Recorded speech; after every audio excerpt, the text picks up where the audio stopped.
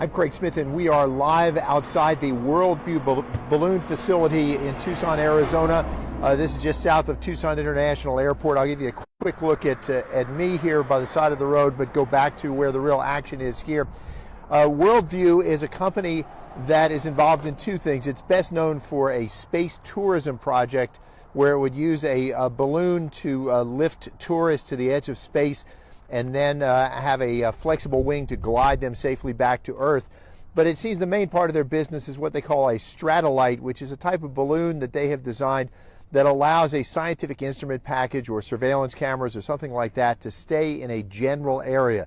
This is something new for balloons. Well, today there was a large explosion out in this area, and we're trying to find out a little bit more about just why. If you look through that fence line and you see what looks like red plastic and then some clear plastic, those are the remains of balloon envelopes. It looks kind of like plastic wrap, like you'd use to wrap your food at home. And earlier today, we did see them inflating one of these clear balloon envelopes. And what they're telling us is that they had some sort of explosion, and from their description, they're being a little vague. They're communicating just by email at this point. By their description, it sounds like it was a pressure explosion, not a combustion style explosion, and that's important to point out.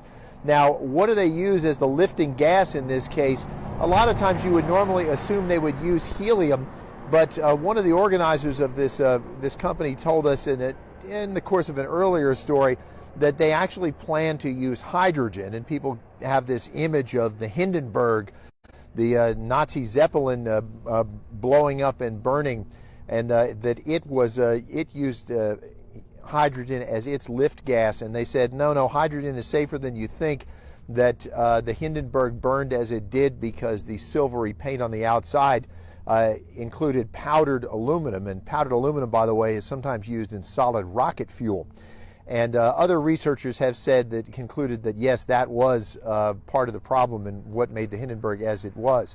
Now, what we don't know at this point is what they were using as the lift gas in this case.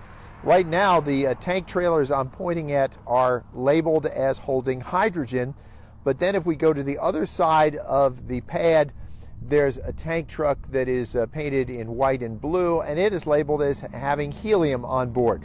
So we're trying to find out just what gas they were using, and what Worldview tells us is that there were no injuries, no damage to the facility, no people hurt yet again, but not a clear explanation of exactly what they were doing, whether this was an accidental balloon envelope explosion or whether they were deliberately trying to pressure test it to see just how far it would go before it did in fact tear open.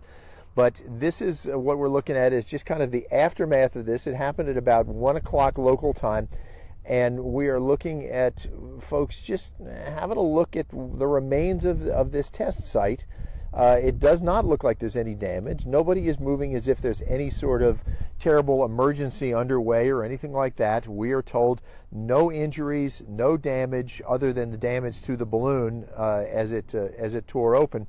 But we're just trying to learn a little bit about this. We have heard loads of calls from people who said, there was this terrible loud explosion. We had the Raytheon missile plant is nearby. We got communication from some people there unofficially, not speaking for Raytheon, who said that it shook the ceilings. It was that big an explosion.